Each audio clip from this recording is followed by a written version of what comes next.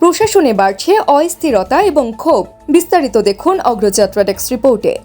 প্রশাসনে এক ধরনের স্থবিরতা চলছে। সর্বত্র রয়েছে সমন্বয়ের অভাব, পদোন্নতি, ক্যাডার বৈষম্য, মহার্ঘ ভাতার দাবিসহ সচিবালয়ের কর্মচারীরা সোচ্চার নিজেদের দাবি দেওয়া নিয়ে।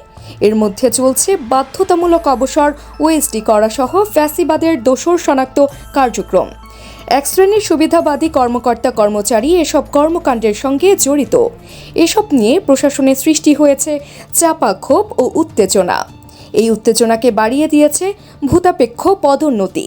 এর ফলে সরকারি কাজকর্মে স্থবিরতা নেমে এসেছে।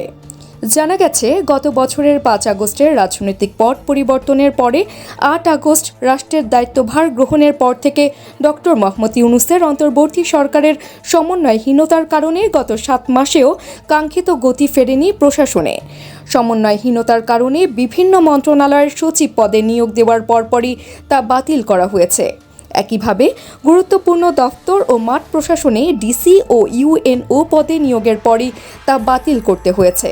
এ কারণে সরকারের শীর্ষ প্রশাসনিক দফতর, বাংলাদেশ সচিবালয় ও জেলা উপজেলা প্রশাসনে স্থবিরতা নেমে এসেছে।